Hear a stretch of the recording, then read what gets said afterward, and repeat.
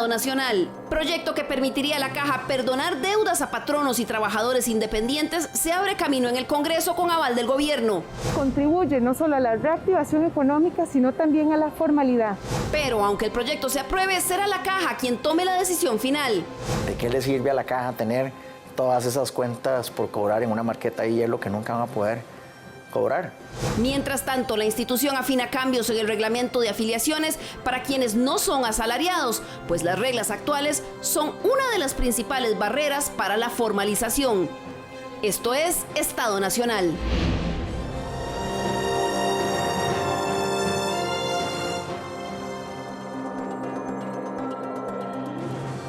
Muy buenos días, muchas gracias por acompañarnos nuevamente aquí en Estado Nacional. Muchas gracias por su compañía en las mañanas de los domingos. Hoy vamos a hablar sobre un tema que preocupa a miles de costarricenses, trabajadores independientes también, pero también a empresas pequeñas, grandes y medianas. Se trata de la cobertura de la seguridad social y la imposibilidad que tienen muchas de ellas de cubrir las deudas que tienen o incluso de afiliarse inicialmente.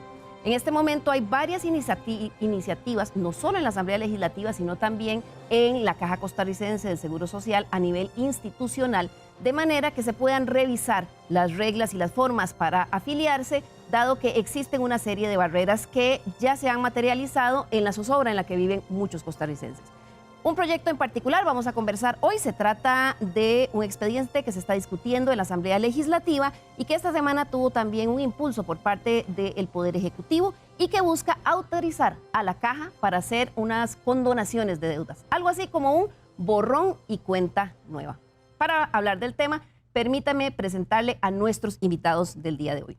Está con nosotros la diputada y presidenta de la Comisión de Asuntos Económicos, Karine Niño, diputada liberacionista, que ha estado dirigiendo esta comisión donde se conoce el proyecto. Muy buenos días, doña Karine. Muy buenos días, doña Liliana y todo el público que nos está viendo el día de hoy.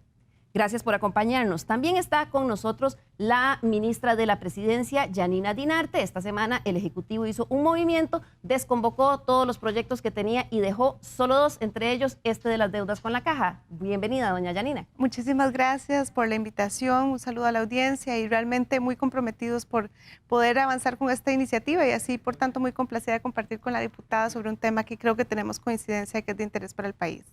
Así es, y también está con nosotros de manera virtual don Guillermo Smith, quien es el presidente del Colegio de Contadores Públicos, uno de los colegios que ha levantado la voz desde hace varios meses sobre esta situación. Bienvenido, don Guillermo. Muy buenos días, Liliana, muy buenos días a todos los que nos acompañan, seguidores de su programa Estado Nacional. Bien, para comenzar a hablar de este tema, quiero que veamos un testimonio para que nos cuente en primera persona de qué es lo que estamos hablando. Muchas personas no pueden acercarse a la Caja porque iniciaron una actividad independiente o tal vez son trabajadores por cuenta propia desde hace muchos años, pero cuando deciden por fin que ya se estabilizaron y se acercan a la seguridad social, pues se dan cuenta que la Caja, siguiendo las leyes que la rigen en este momento, pues no solo le calcula los ingresos de una forma que a veces no está, digamos, directamente relacionada con la forma en la que ellos producen, sino que además se va hacia atrás todos los años que ha estado produciendo y le cobra no solo lo que debe todos esos años, sino multas e intereses. Ella es Anita Quiroz Pérez, ella es una joven mujer que tiene una cafetería en Atenas. Veamos su experiencia. Hace 3 años tengo una cafetería acá en el centro de Atenas. Cuando uno inicia con un negocio, hay una deuda inicial de inversión. Bueno, también está la parte de inscribirse en tributación, lo de la patente. Eso lo cual no me permitió inscribirme en la Caja. Di un tiempo mientras veía cómo lograba, ¿verdad?, salir con todo. Cuando yo decido pagar la Caja, inscribirme en la Caja Costarricense del Seguro Social, yo voy personalmente, pregunto que cuánto es el monto estimado a pagar y me dan ese monto. Y yo dije, Dios mío, no puedo con ese monto, no me va a dar, no voy a salir. Ok, no me inscribí nuevamente a la Caja. Llené la solicitud como 3 veces, meses. Y yo pensando en la deuda más la mensualidad, yo dije, Anita, vas a tener que cerrar. Antes de entrar la pandemia, yo dije, o sea, yo no sabía lo que iba a suceder con la pandemia. Me ha tocado vender mascarillas, caretas, alcohol, hasta ventas de garaje, para poder salir con todos los gastos.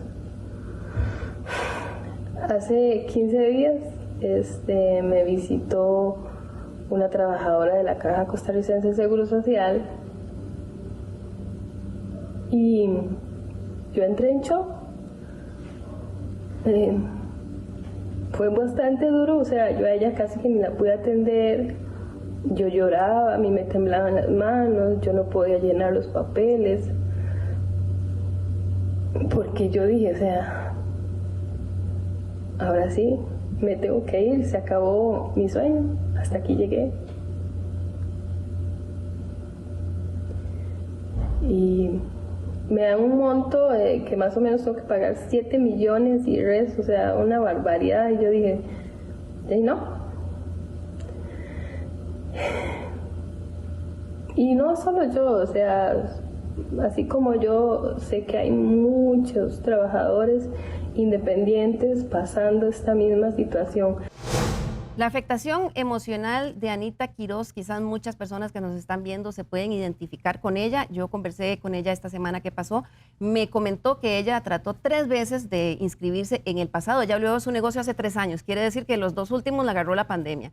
Y cuando intentó, pues la mensualidad que le calculaban, de acuerdo a las tablas que existen actualmente, era como de 150,000 colones mensuales y bueno, no le daba. Ahora sucede esto, entiendo que le pasó también a varios negocios en Atenas. Karine, tal vez para comenzar, dramático testimonio, pero sabemos que eso, la Caja, la institución está siguiendo las reglas que hay actualmente.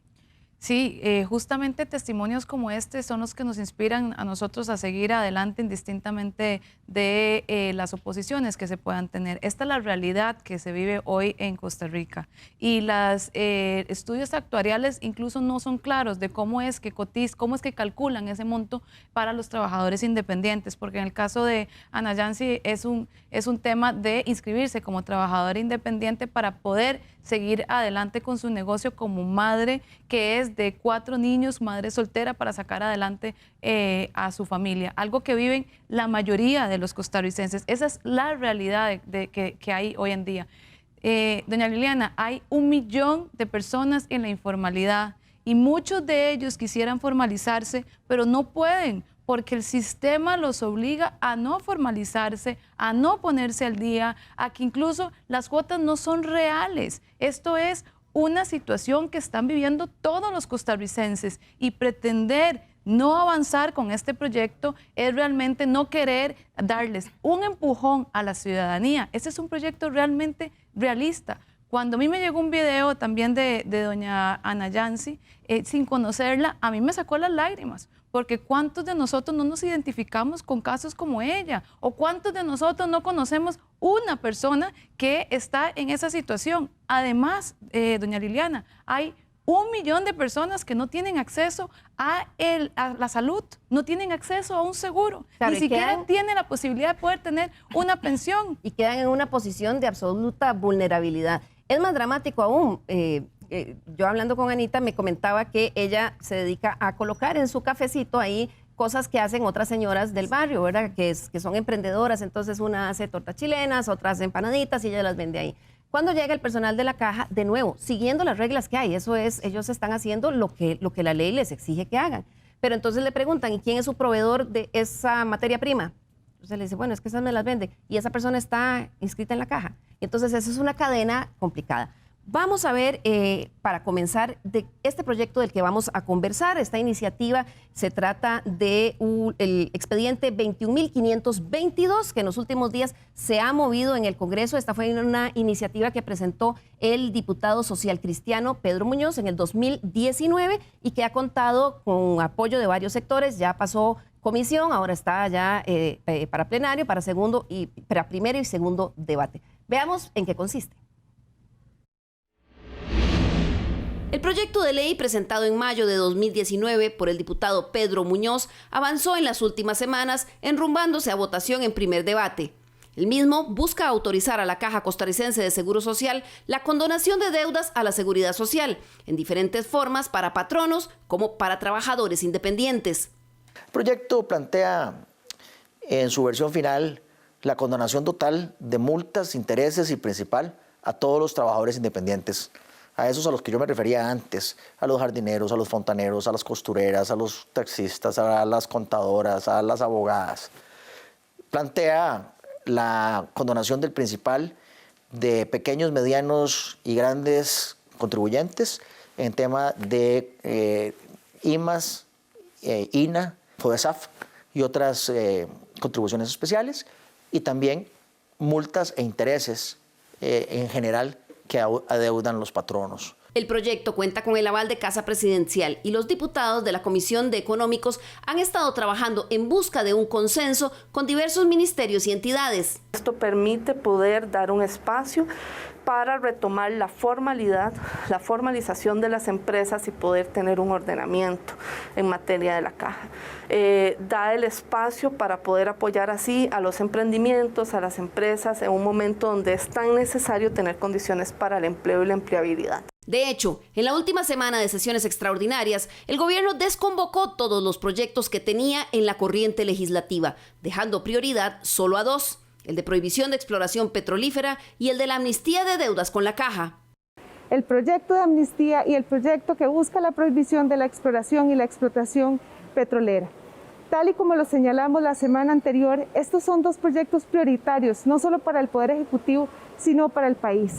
El de amnistía contribuye no solo a la reactivación económica, sino también a la formalidad, después de los golpes que hemos enfrentado en la actividad productiva con la pandemia. El diputado José María Villalta presentó varias mociones de alteración que se conocerían en el plenario constituido en Comisión General. Por su parte, la fracción oficialista asegura que apoyará el proyecto previo a algunas observaciones. Estamos de acuerdo. Hay algunos, según nos ha informado el diputado Sánchez Carballo, que es el que estamos llevando el tema en comisión, hay algunos temas que deben aclararse. Por ejemplo, alguno como que no hay claridad respecto a los montos de una eventual condonación, ¿verdad? Entonces, que pareciera que la impresión que es a todo mundo, y nos parece a nosotros que debería haber algún tipo de límite ahí, ¿verdad? Pero son temas que algo está claro en la Asamblea Legislativa. Cuando hay voluntad para que algo ocurra, eso ocurre. O sea, la gente se pone aquí de acuerdo que sean 24 horas, ¿verdad? Entonces me parece que aquí no hay excusas. Sin embargo, lo cierto es que aunque el proyecto se apruebe, el mismo será solo una autorización a la Caja. Al fin y al cabo, la institución tendrá la última palabra. La Caja tiene que tomar una decisión de si seguir creyéndole a unas cuentas por cobrar en una marqueta de hielo o la posibilidad real, efectiva, de recibir recursos frescos de 1 millón de personas que hoy no están pagando. Bien, es que la composición actual de las cargas sociales en nuestro país es uno de los factores que encarece la mano de obra. El cambio, además, en la fuerza de la composición de nuestra fuerza laboral también ha quedado totalmente desfasada de esa forma de calcular las cargas sociales. Para comenzar, recordemos cómo es que están constituidas las cargas sociales en el caso de los trabajadores asalariados. Vemos cómo, por ejemplo, en el tema de asalariados, los patronos tienen que pagar un 14.5% que corresponde a las cargas que van a la Caja Costarricense del Seguro Social. Ese 14.5% lo paga el patrono y al trabajador se le rebaja un 9.5% de su salario. Por otro lado están las cargas que se le cargan a otras instituciones, que son IMAS, INA y FODESAP. Y el patrono tiene que pagar adicionalmente un 7.25% del total de su planilla para esas instituciones. Al trabajador no se le rebaja, y además hay que contar la ley de protección al trabajador, que ahí va el Fondo de Capitalización Laboral, va el ROP, que es el Sistema de Pensiones Complementario, y también aportes para el INSS y el Banco Popular. De eso el patrono paga 4.75% y al trabajador se le rebaja un 1%. Entonces tenemos que en total las cargas sociales para los patronos son un 26.5% del total de salarios que paga, y al trabajador se le rebajan 10.5%. Vemos en la siguiente que esto confirma lo que ya ha dicho la Organización para la Cooperación y el Desarrollo Económico, en el sentido de que las cargas sociales que se le cargan a los empleadores, es decir, a los patronos, en Costa Rica son una de las más altas en comparación a los países OCDE. Ojo, estamos hablando solo de cargas sociales, no estamos hablando de impuestos y otras cosas, porque ahí hay otra discusión de si en impuestos. Pero ahí vemos la franja marrón, estamos viendo es el porcentaje, ese 26.5% que tiene que pagar el patrono, y en la parte verde ese es el 10.5% que pagan los empleados, que les rebajan de su salario. Cuando vemos en la siguiente gráfica, vamos a comparar eso con qué pasa, cómo se le cargan esas cargas sociales a los trabajadores independientes. Si bien es cierto, los empleados que ganan menos de 639,000 colones, sí cotizan un poquito por debajo del 10.5% que cotizan los asalariados. Veamos estos dos ejemplos. En el caso de personas que ganan 640,000 colones, la carga total que se le paga solo a la Caja Costarricense de Seguro Social por el seguro de enfermedad y maternidad y el IBM es de un 13.44%. Y si la persona trabajadora independiente tiene un ingreso de 1.280.000 colones, esas cargas para la caja suben a 15.62%. Entonces vemos, en el primer ejemplo es casi 3 puntos más de lo que está pagando un asalariado. Y en el segundo escenario son casi 5 puntos más. Alguien me podría decir, bueno, pero es justo, el que tiene un salario más grande, pues que pague más. El tema es que en el caso de los asalariados, no importa si gana poco o mucho, la carga es constante. Por último, vamos a ver por qué estos cálculos hacen que nos ponen frente a la realidad que tenemos. Y es que, según la encuesta continua de empleo del Instituto Nacional de Estadística y Censos para el primer semestre de este año, existen en el país un total de 521,700 trabajadores independientes. Y de ellos, vea usted, el 57% no está asegurado. Son casi 300,000 costarricenses que no tienen derecho a protección, a atención médica, ni por supuesto a pensar en una pensión, porque no están asegurados. Doña Yanina, esta es la realidad frente a la que estamos, esto solo con trabajadores independientes. Todavía dejamos por fuera también los que están con su empleo e informales. Sí, bueno, definitivamente es una realidad que nos preocupa muchísimo como gobierno, nos tiene que preocupar como instituciones y tiene al menos 3 dimensiones. Uno es la dimensión de las personas, lo que implica el no aseguramiento, básicamente lo que está representando es personas sin protección social, personas que de repente no pueden acceder a los servicios médicos o que no van a tener una pensión en el futuro y que al final terminarán recurriendo a los mecanismos de la pensión por cuenta del Estado. Entonces ahí hay un primer factor que hay que entender. La otra es la dimensión de las empresas. Como lo veíamos, hay una gran preocupación porque hay un peso significativo en lo que representa para un patrono el tener que asumir, por supuesto, estas contribuciones sociales que son importantes en un modelo de reparto, pero que a la vez también genera una gran presión y tiene la implicación de que puede limitar la generación de empleo o la expansión del mismo.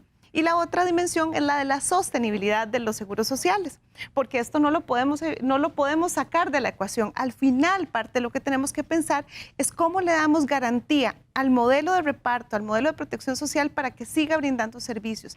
Entonces, entre más actores contribuyan, tanto trabajadores independientes como patronos, a esa seguridad social, más garantía vamos a tener de que vamos a poder seguir brindando los servicios, tanto en la salud como en la protección en caso del seguro del IBM o incluso cuando ya efectivamente una persona fallece. Entonces, tenemos un gran desafío y aquí hay una realidad que hay que plantear y me parece que es un punto de partida esencial. La economía cambió, los mercados de trabajo han cambiado y eso hace también que cambien los esquemas que tenemos que ir buscando para garantizar que las personas puedan ser visibles a la institucionalidad y puedan seguir contribuyendo. Uno de los aspectos es que uno piensa en la informalidad y lo que asocia de repente con la persona que uno ve en la calle vendiendo en un semáforo o ¿verdad?, en la carretera. Pero en realidad la informalidad tiene muchas variantes y esas variantes pasan por reconocer que sí, hay trabajadores independientes, muchos de ellos pueden ser técnicos o profesionales, que sus ingresos en algunos casos no les da para poder hacer, digamos, su contribución en razón de la base mínima contributiva. Otros no tienen el incentivo, porque también eso hay que plantearlo. Sabemos que hay personas que de repente no quieren contribuir y es que no quieren, pero también es cierto que hay personas que no tienen la capacidad o todos los incentivos para hacerlo. Y hay una economía que va surgiendo y que se está haciendo muy grande, que es esa economía vinculada a los nuevos modelos de negocio, donde no hay ninguna motivación, por decirlo de una manera, a que se acerquen a las instituciones y se convierten en fantasmas. Por eso es que plantear un proyecto como este tiene el valor de que nos está acercando a generar un mecanismo, un incentivo para que las personas que pueden asegurarse se aseguren, y los que no han podido por falta de capacidad financiera tengan la capacidad ahora sí de acercarse, y eso nos puede ampliar la base para la sostenibilidad de los seguros sociales. Claro, don Guillermo, hay algunas voces, sobre todo, digamos, de algunos sectores que señalan que proyectos como este, que plantea una amnistía de las deudas que tienen los trabajadores independientes, pues estaría beneficiando a algunos profesionales de sectores de poder adquisitivo alto que no han pagado por muchos años. ¿Esto es así? ¿En realidad no pagan porque no quieren o porque el sistema en realidad no responde a las necesidades existentes? Bien, la afirmación que pueden hacer de que se contribuye a un grupo, creo yo que está bastante bien dibujado con lo que estaba en su entrevista con Anita Quiroz. Es decir, hay unas sumas exorbitantes que está agravando a la Caja Costarricense de Seguro Social, que no llega a ser suficientemente clara para que los que quieren participar, participen. Esto quiere decir de que los profesionales que, en este caso el sector profesional que quiere incluirse en la Caja Costarricense de Seguro Social, desean contribuir. En este instante, solo prácticamente entre 1 y un 2% de cada 10 profesionales están participando de esto. Creo que ¿Solo de 1 a 2%? De 1 a 2% de cada 10 profesionales. O sea, es demasiado bajo por las mismas circunstancias. No hay un incentivo, como se ha mencionado muy bien por la diputada, en el entendido en que la Caja Costarricense de Seguro Social debe más bien motivar y ser más simplista para poder atraer con atractivo a todos los que sí quieren contribuir. ¿Quién no estaría definitivamente ansioso de incorporarse a la Caja Costarricense de Seguro Social, en menos ahora en medio de la pandemia? Definitivamente esto no es un asunto de sumas y que vayan a beneficiar a un grupo. Es que esas sumas que han sido determinadas tampoco son lógicas ni determinantes. Nótese un caso de una notaria, ¿verdad? Muy probablemente ella incentivada en que sí quería irse a formalizar. Se acerca a la Caja Costarricense de Seguro Social, pero inmediatamente dice, mire, yo no voy a estar ejerciendo mis labores de notariado. Sin embargo, la Caja Costarricense hace una serie de cruces y se convence de que más bien debe de pagar con un monto que no es el que le va a ingresar. Esta abogada que no ejerce sus funciones de notariado prefiere no hacerlo debido a la suma que efectivamente la Caja Costarricense le está incorporando. Muy parecido a la historia de Anita. Don Guillermo, tal vez solo para puntualizar. Cuando un trabajador independiente se inscribe ante la tributación directa, pues paga impuestos que son proporcionales a las utilidades que tiene y que se pueden demostrar claramente con las declaraciones de renta. En el caso de la Caja, esos ingresos para pagar no se calculan de acuerdo a lo que gana. Debería estar cruzado en ese mismo sentido, en el entendido de que sea con respecto al ingreso que está recibiendo y no con un ingreso estimado o aparentemente sostenible en el tiempo. ¿Qué es lo inflexible en el sistema en este momento?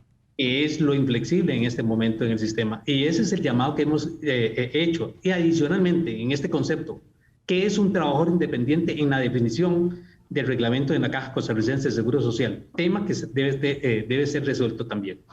Claro, ese es otro tema que está en el tapete y lo tiene la institución. Vamos a hablar de eso en la segunda parte. Diputada Niño, ¿qué plantea? Tratemos de explicárselo en forma muy sencilla a los costarricenses la intención de este proyecto, de este expediente que busca una amnistía para condonación de deudas. Sí, este proyecto lo que busca es darle una autorización a la caja para que pueda condonar el principal, las multas, los recargos de los intereses en el caso de los trabajadores independientes. Y en el caso de los patronos, lo que corresponda a multas, a intereses y a recargos. Y además se le permite a las instituciones poder condonar el rubro que usted bien mencionaba antes, que refiere al IMAS, al INA, al FODESAF y a la Ley de Protección al Trabajador. Esto tiene que ser una autorización de parte porque no sería de oficio, tiene que ir la persona a solicitarlo y el patrono y va a ser por un plazo de 12 meses. Hay algo muy importante que después de escucharlos tenemos que tomar en consideración. Si bien es cierto, eso es una autorización para permitir una condonación por el plazo de 12 meses, tenemos que ir más allá, porque ¿qué va a pasar después de esos 12 meses? Esos rubros que tienen la caja, esas escalas que están aplicando para los trabajadores independientes, ni siquiera está claro, ni siquiera la dirección que tiene a cargo de esos estudios actuariales puede determinar de dónde sacó ese cálculo para poder determinar la cuota que debe de pagar ese trabajador independiente. Y por ello estamos esperando, los que somos trabajadores independientes de hace muchísimo tiempo, el reglamento de la inscripción de trabajador independiente. Que está en revisión en este momento. Y tiene todos los años de gobierno en revisión. Y muy importante tener en cuenta que hoy en día nos cruzan el pago de renta los que están el 100% en la formalidad, todos los rubros de renta como trabajador, como el porcentaje para aplicar el monto de trabajador independiente, lo cual no es correcto, porque muchos de las cotizaciones a título personal vienen de cualquier ingreso que no necesariamente es por su ejercicio liberal de la profesión. Entonces, sí tiene que ir mucho más allá la caja y no simplemente esperemos este proyecto, da la condonación de 1 año y seguimos igual, porque igual Anayansi no va a poder pagar el rubro que le está cobrando hoy la caja. Tenemos que ser realistas. Nosotros tenemos que hacer un borrón y cuenta nueva, como acaba de decir el diputado Muñoz. Sin embargo, no podemos quedarnos ahí. Y yo utilizo este espacio para instar a la caja a que no espere a que este proyecto esté aprobado para empezar a ejercer los mecanismos que requieren para ajustar sus sistemas y empezar a hacer esas modificaciones que requiere la caja. Porque la caja incluso, muchos nos decían, no necesita esta autorización de parte de la Asamblea, pero no han hecho nada. Y yo soy una fiel defensora de la caja. Bueno, y por eso me preocupa. Diputada Niña, no han hecho nada, pero me lleva a preguntarle, don Guillermo, sí hicieron algo. O sea, a principio de este año presentaron una propuesta de reglamento, de modificación al reglamento de trabajadores independientes, que fue como echar un fósforo en gasolina, don Guillermo. Así es, en este tema del reglamento, esta iniciativa no sigue siendo una iniciativa apropiada desde el punto de vista del Colegio de Contadores Públicos de Costa Rica, tal y como lo presentamos en la oposición al proyecto. El primer concepto, esa definición de trabajador independiente, prácticamente podríamos decir va más allá de lo que es un trabajador independiente, entendiendo que la realidad es que el trabajador es una persona que trabaja para generar sus ingresos. El caso de Anita, no nos tenemos que ir muy lejos con lo que usted ha traído como ilustración. El número 2, el tema de la prescripción. Son 4 años, es lo que efectivamente trata el Código de Normas y Procedimientos Tributarios, y aquí esto se espanta, o sea, no ayuda, esto no está ayudando de que en efecto la Caja Costarricense pueda atraer. Y el tercero, el principio de igualdad. No hay igualdad de condiciones. Usted lo señalaba en su cuadro comparativo, de tal manera, ¿cuánto paga un trabajador independiente? El doble. Y estas deberían ser condiciones de igual forma para todos. Claro. Esas son las iniciativas que espanta más bien en lugar de atraer a estos que están en la informalidad. Así es, la Caja ha sostenido, yo he escuchado en el pasado que ha dicho que los salarios de 289,000 y creo que menores de 639,000 en efecto sí pagan menos que el trabajador asalariado, y ellos insisten en que es la mayoría, que es donde está la mayoría de los trabajadores. Sin embargo, hay disparidades. Antes de ir a comercial, quiero recordar que nosotros invitamos a don Gustavo Picado, gerente financiero de la Caja Costarricense de Seguro Social. Sin embargo, a través de la oficina de prensa se nos indicó que esta semana que grabábamos el programa, sobre todo debido a que había un faltante durante las semanas anteriores de miembro de junta directiva en la Caja, por fin pudieron volver a sesionar y era difícil. Así que vamos a hacer la segunda parte de este programa, invitando y también a algunos directivos de la Caja. Vamos a ir a nuestra primera pausa y al regresar, ¿hay luz al final del túnel con este tema? Ya volvemos.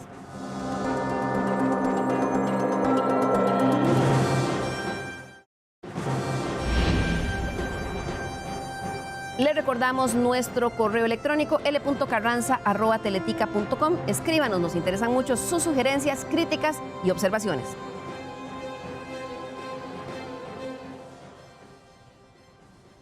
Gracias por continuar con nosotros hoy que en Estado Nacional estamos hablando sobre el tema de la informalidad y la poca posibilidad que tienen algunos sectores de afiliarse a la Caja Costarricense del Seguro Social, mientras la institución también enfrenta un serio problema en sus finanzas para poder hacer frente a la atención de la demanda de salud que tiene el país, un tema que además se agravó durante la pandemia en una crisis sanitaria. Además de ese problema financiero que se genera, lo cierto es que también hay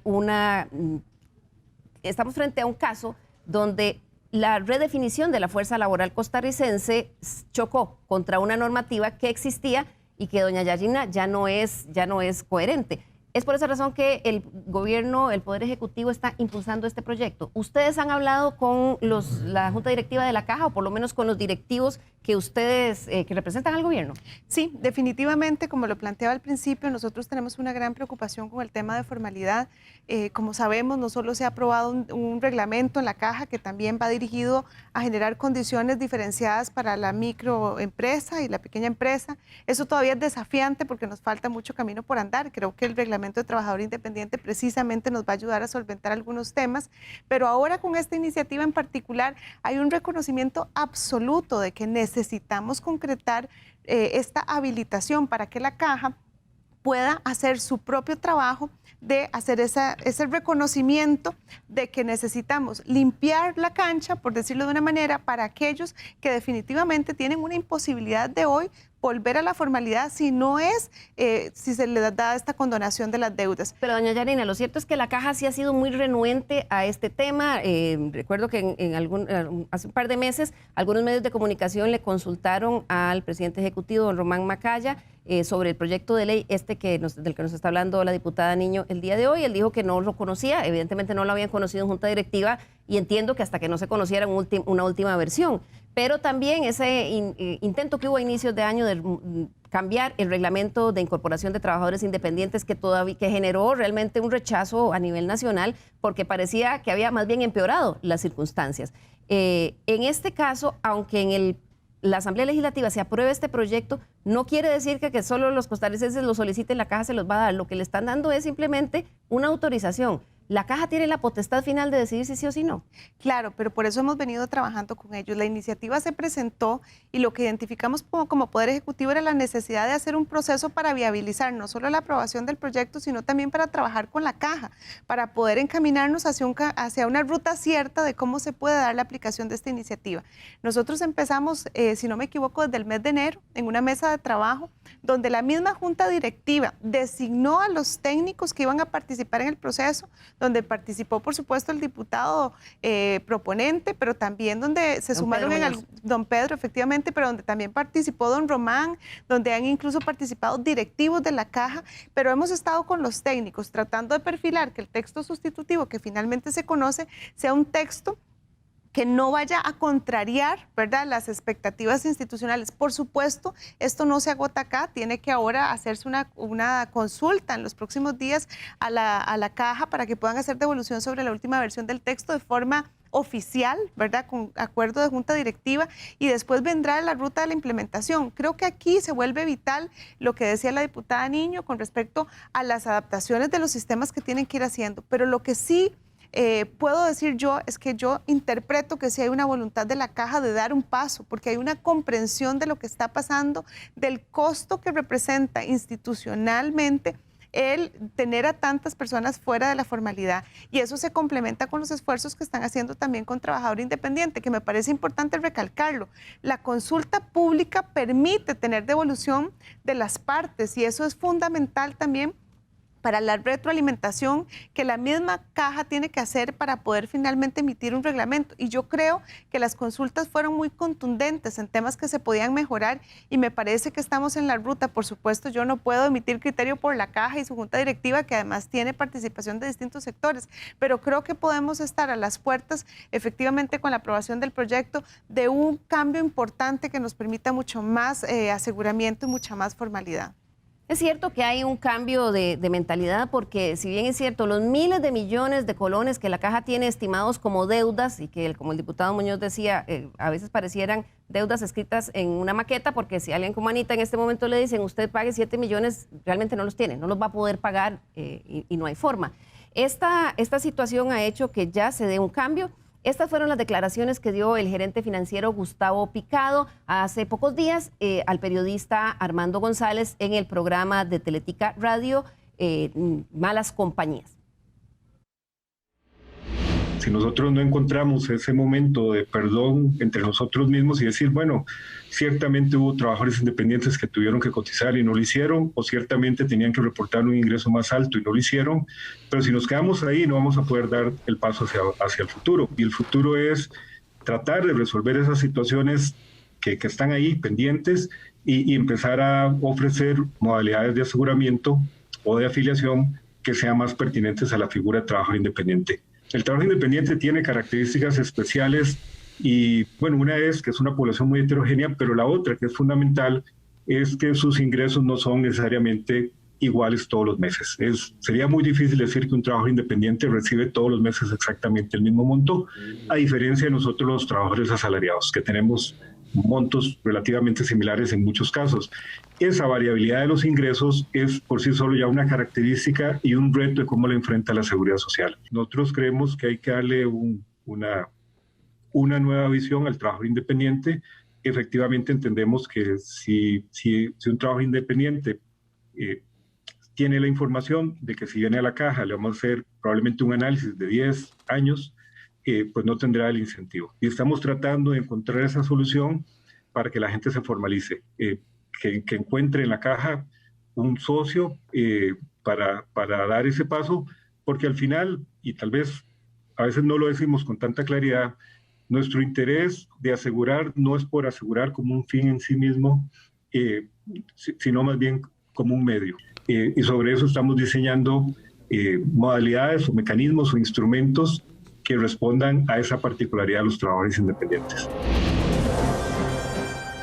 Doña Karen, ahí ya notamos una apertura a considerar una situación que en realidad afecta las finanzas de la caja y deja en vulnerabilidad a muchos sectores, sobre todo trabajadores independientes, pero lo cierto también es que en este proyecto que ustedes están impulsando en el Congreso se perdonarían las deudas también incluso de empresas pequeñas, medianas y hasta grandes. ¿Por qué a todos?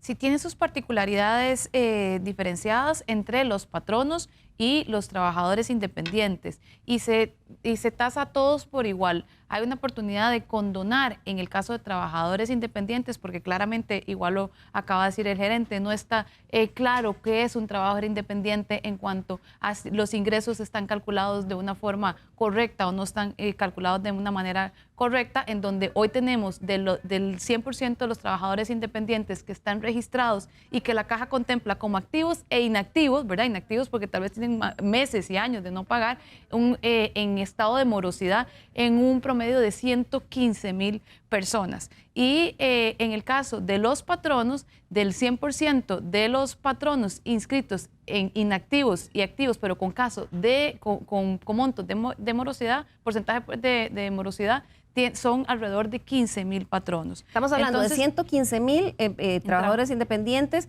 y 15,000 en patronos. Patrones.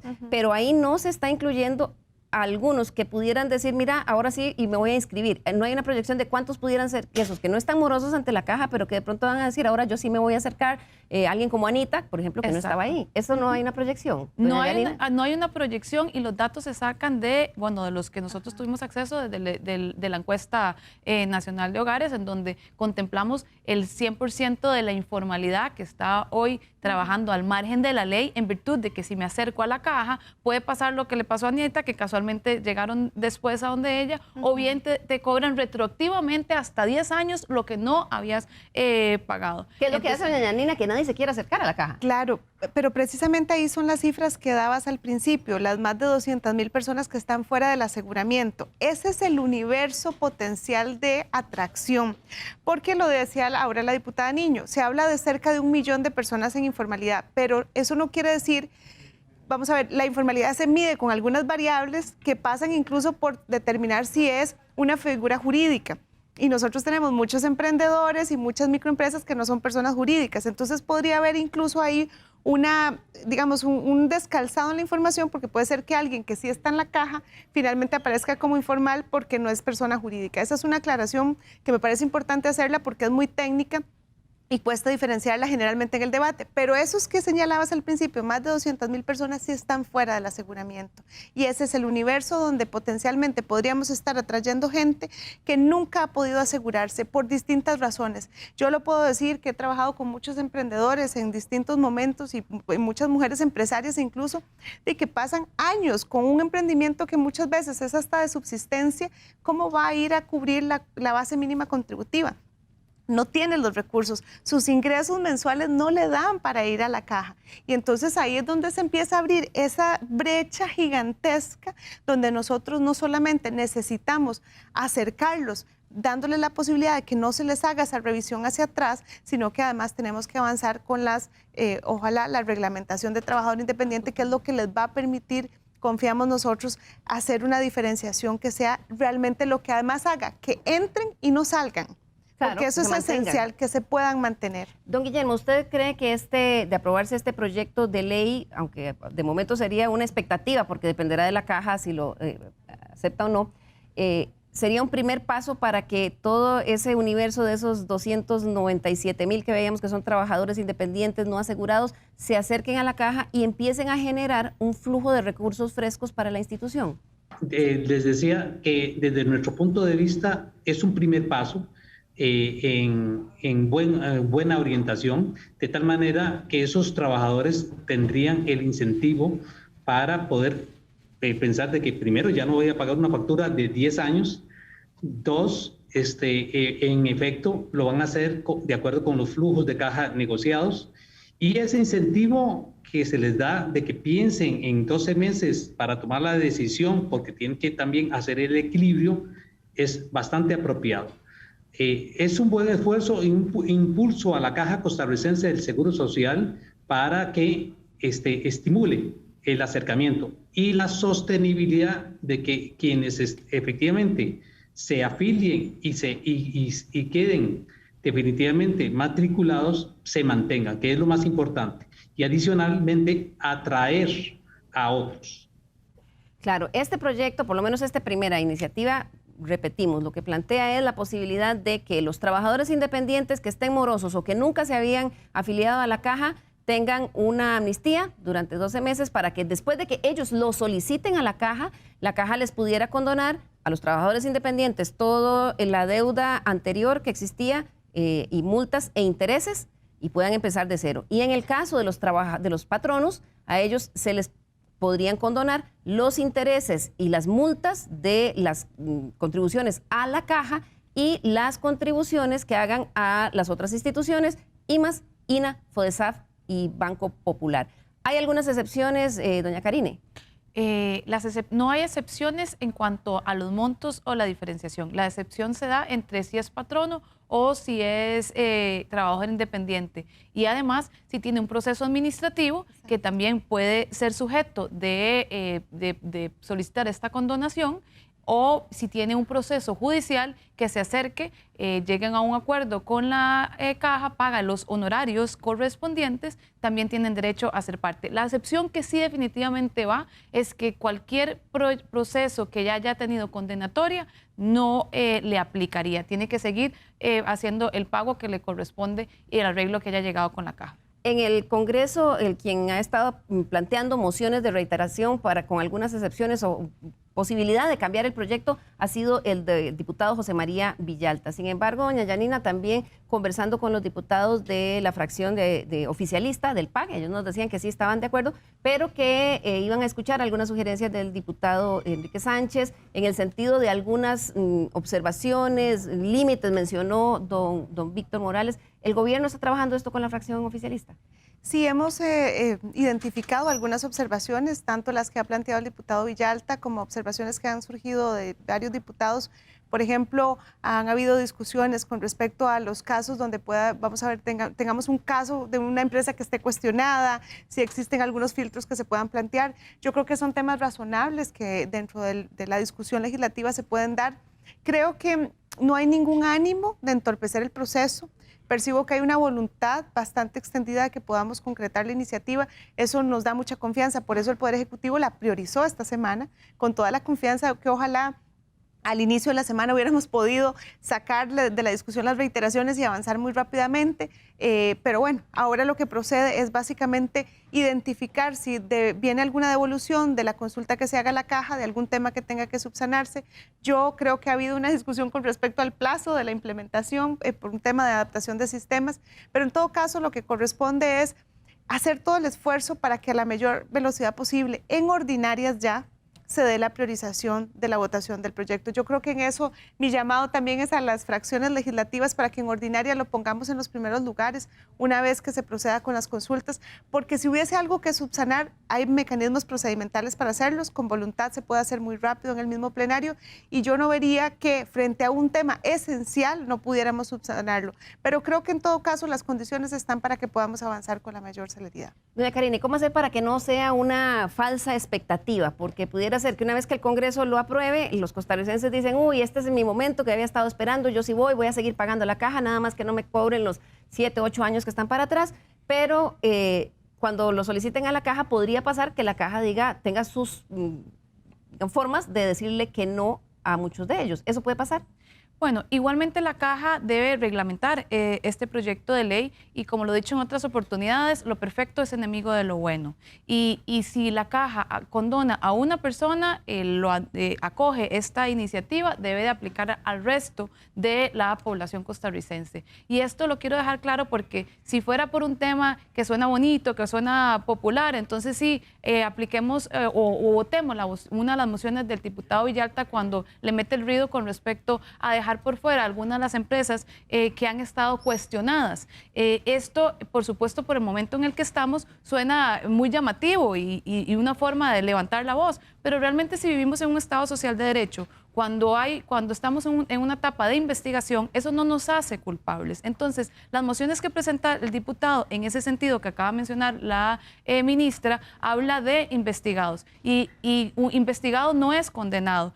Podríamos, por supuesto, tratar de buscar todos los blindajes, pero estaríamos entonces violentando el principio de inocencia que estaríamos abriendo un portillo que realmente no es correcto. Repito, puede sonar llamativo, pero no es correcto y nosotros como responsables de hacer proyectos de ley no podemos meter esa muletilla que nos puede venir a afectar. Y ahí yo sí creo que la sala haría un alto porque le estaríamos metiendo un ruido adicional a este tema. Así que si queremos avanzar, realmente es un tema de voluntad política y desde ya pedirle a la caja que aplique los sistemas que tiene que aplicar. No espere que el proyecto sea ley de la República para ampliar esos plazos que mencionaba la ministra, que hay una discusión con respecto de la aplicación de este proyecto, del plazo que le estaríamos dando a la caja, porque la discusión versó que nosotros como diputados aprobamos una moción de que fuera 3 meses el plazo que se le daba a la caja para reglamentar y hacer los ajustes al sistema. tema. Pero todavía estamos en proceso de votación del proyecto. Y todavía va a ir a la sala y posterior de que sea votado son 3 meses más. No necesitan de un proyecto de ley para que la Junta Directiva, que sé que muchos miembros de la Junta Directiva están muy pendientes de este tema y conscientes de la necesidad, porque he hablado con muchos de ellos, pueden desde ya instruir desde la institucionalidad avanzar con este tema indistintamente del proyecto de ley o no. Así es. Como les mencionaba anteriormente, aquí en Estado Nacional invitamos al gerente financiero de la Caja y algunos directivos. Comprendimos que esta semana por el retorno a las sesiones de la Junta Directiva fue difícil, muy poco posible, pero ya estamos coordinando para en un siguiente programa conversar no solo sobre la reacción de la institución a este proyecto, sino también los otros que están, la reforma al reglamento de incorporación de trabajadores independientes que está haciendo propiamente la institución, y también hay muchos otros como el tema de la jornada flexible, es decir, las personas que trabajan 3 o 4 días y que aparte de las empleadas domésticas y los recolectores de café en este momento no tienen un tratamiento diferente. Se nos acaba el tiempo, voy a pedirle a nuestros invitados que en un minuto nos den sus conclusiones. Voy a empezar con usted, don Guillermo Smith, presidente del Colegio de Contadores Públicos. Muchas gracias por la invitación, Liliana. En síntesis, me parece muy bien el proyecto de condonación. Los diputados deben de efectivamente continuar con ese impulso para dar esa oportunidad, principalmente por el beneficio que está otorgando a la oportunidad de que se integren más trabajadores y que participen en la Caja Costarricense de Seguro Social. Número 2, el plazo que se están dando son razonables. Y número 3, sí falta una segunda parte, que es la que debería de evaluarse, que es la definición de un trabajador independiente. Muchas gracias, don Guillermo. Continúe con usted, doña Karine Niño, diputada de Liberación Nacional y presidenta de la Comisión de Asuntos Económicos. Bueno, yo definitivamente considero que esto es un proyecto realista, es un proyecto que viene a generar oportunidad para quitar esa brecha en cuanto a la informalidad que tenemos hoy en día, en donde 50% de los trabajadores están en la informalidad. Es un proyecto que los costarricenses están esperando y le aplica absolutamente a todos ellos. Yo celebro que el Ejecutivo esté de acuerdo de apoyar la iniciativa de esta Asamblea Legislativa y definitivamente con este proyecto tendrían los costarricenses la oportunidad de tener acceso a la salud y la Caja Costarricense tener recursos que de otra forma no los tendría porque las obligaciones son impagables. Muchas gracias, diputada Niño, y concluyo con usted, señora ministra de la Presidencia, Yanina Dinarte, después de una semana en la que el gobierno, en la última semana de extraordinarias, dio una clara señal de que este era un proyecto prioritario. Efectivamente, es un proyecto prioritario, es impostergable y tiene la virtud de que nos ha unido a muchos alrededor de la preocupación que tenemos por las personas y por las empresas. Si queremos reactivación económica, precisamente tenemos que dar este paso de alivio. Es un paso de confianza hacia que esto nos permitirá que las personas puedan tener acceso a la protección social, pero también a que podremos darle suficiencia y sostenibilidad a nuestro sistema, que es vital no solo para tener buena calidad de vida, sino también para que nuestra economía siga creciendo. Así que nuestra invitación y nuestro pedido a la Asamblea Legislativa para que en ordinarias le dé máxima prioridad y lo ponga en los primeros lugares una vez que estén resueltas las consultas para que podamos concretar el primer y segundo debate con prontitud. Muchas gracias, señora ministra. Se nos acaba el tiempo. Agradecemos a todos ustedes su compañía y los esperamos el próximo domingo aquí en Estado Nacional, como siempre, a las 10 de la mañana. ¡Feliz día!